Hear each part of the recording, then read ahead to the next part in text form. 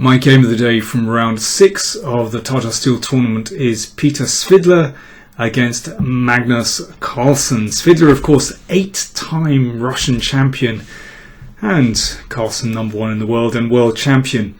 Carlsen repeated the opening system that Kramnik played against Giri earlier in the tournament. And after Queen b2, you remember Kramnik played Bishop a5. I wasn't sure about that move. c5 is a much more natural move, protecting the bishop and staking a claim in the centre. Svidler thought for almost 8 minutes here and played knight b5, and this sends the game into really wild territory. Of course, white wants to check on d6. If black stops that with d6, then queen g3 hits d6 and g7, so d6 is impossible. So after about 7 minutes thought, Carlsen played knight c6. Now, it seems to me that probably both players were improvising around here. Svidler gave a check and king f8, so Carlsen cannot castle. But white has wasted a lot of time with this knight, and it's a very double-edged position. Svidler should probably delay developing his king's knight and play g3 here and bishop g2, but instead he played a very natural looking move, knight f3. But after queen e7, the knight really has to take the bishop. And, well, white is has a slight problem here because he's taken 1, 2, 3, 4 moves with the knight and then exchanged it off. And suddenly black is ahead in development. e3 from Svidler, and now Magnus sees the initiative with e5, and you can see he just wants to advance, knock the knight back. Of course, white would like to stop that with d3, but of course that's against the rules of chess. There's a pin.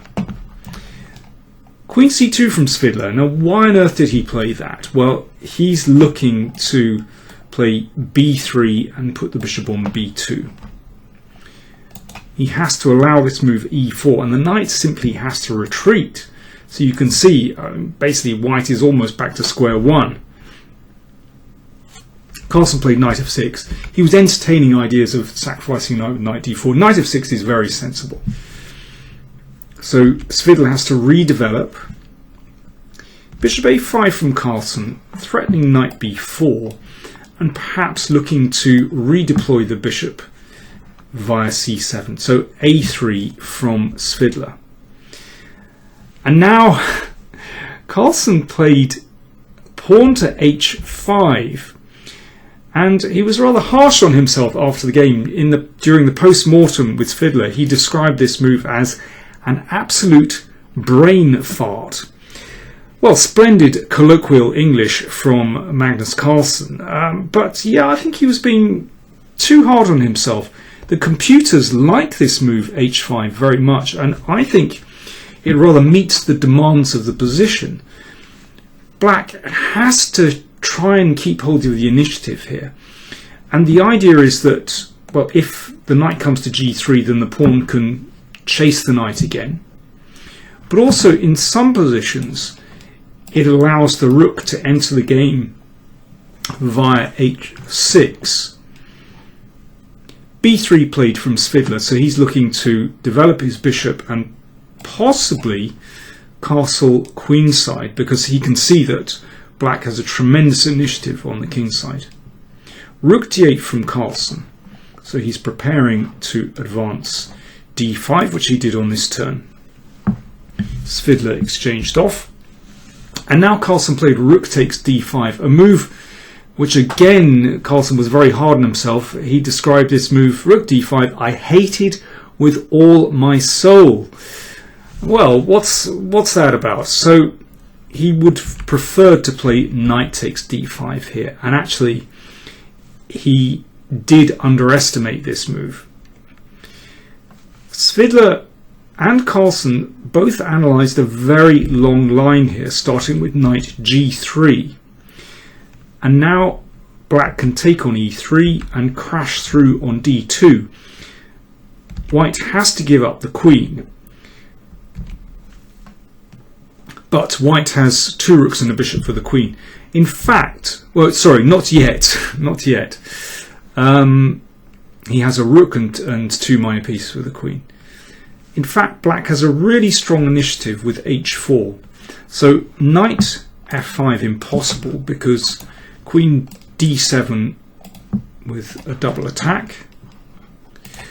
White has bishop takes g7. If king takes, then there's a knight fork with knight f5. Bishop takes rook, king takes. So now white has 2 rooks and a bishop for the queen. Normally 2 rooks and a bishop and the queen should be very good for white, but here there's a problem with this knight. So knight f5 again, there'd be a double attack. Knight e2, and here Svidler estimated that black actually had a very strong initiative, and he was right. When the king goes back, he thought queen d3. In fact, queen a5 check is even stronger. And then the knight comes in, and queen and knight are a deadly attacking duo. So the knight threatening to come into these squares, and this is tremendous for black. So a very long line, but it looks good for black.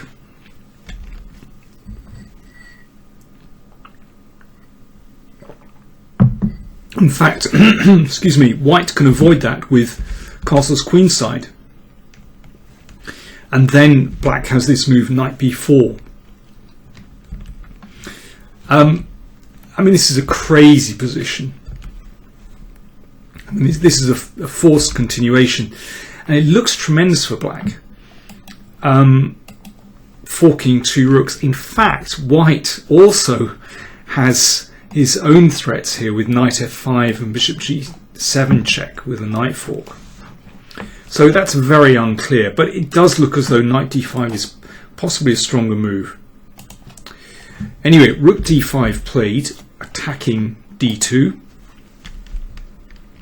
Castle's queenside. And now, well, Carlsen has to be careful, because white wants to play knight f4, bring this bishop out, or maybe d3 straight away, and suddenly the initiative swings around. So Carlsen played knight g4, attacking the pawn on f2. And now Svidler played very enterprisingly. He simply gave up this pawn, but now the initiative swings back towards white. So the rook attacked here. If the rook goes over to g5, then rook f1, and you can see white crashes through on f7. So Carlsen played knight takes rook, Svidler recaptured. Now if the rook goes back, then watch out for a knight f5. So rook g5, maintaining control over f5. Rook f1. So Svidler is the exchange down, but you can see all his pieces are in play, and he's threatening f7.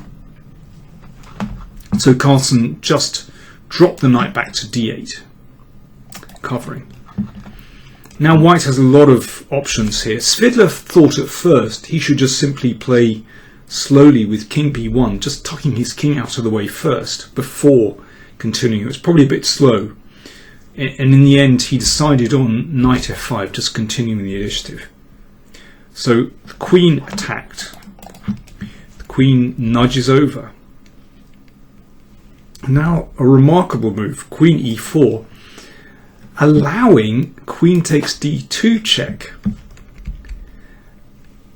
But in fact, white's king is safe enough here, and he has a tremendous attack. It's both sides are kind of ignoring each other and just kind of passing each other in the middle of the board. If rook takes g2, in fact, now white would be winning. After this, and suddenly white gets a winning attack. After this, and the king is just too exposed. The black queen is, well, just missing in action here, and with a little staircase maneuver it's checkmate. Now that wasn't all forced, but it just shows you, yeah, black really shouldn't be taking on d2. Instead, Carlsen played rook g4, excellent move. So what he wants is for the queen to go backwards, and then he takes on d2, check, and he can take on g2, and well, he's the exchange up, and of course if he can force an exchange of queens, he should be winning. So after rook g4, Svidler didn't back down. He played bishop takes g7. Rook takes and knight takes. And once again, Carlsen has to be very, very careful. If king takes knight, then queen e5 check. And, well, again, the king is too exposed. If king f8, then the rook drops. And if king h7, then, well, this is actually winning for white, because if the king tries to hide over here, then check. And another double attack, white wins. So after knight takes g7, Carlsen played queen d2 check. King came to b1, and now bishop c3, and now Carlsen threatens mate. If queen c2, stopping that, then king takes knight, and black is a piece up and wins. So bishop c3 just played, threatening mate. So Svidler managed to counterattack. Rook takes pawn, queen check, and black's king is completely exposed. But white doesn't have enough material to force a win, and the game ends in perpetual check. Fantastic struggle, really entertaining, and I think both players deserve credit for, well, playing in a really lively way. In fact, round 6 was a tremendous round. There were two decisive games. Wesley So defeated Wei Yi. Wei Yi had a winning position but ran short of time and blew it.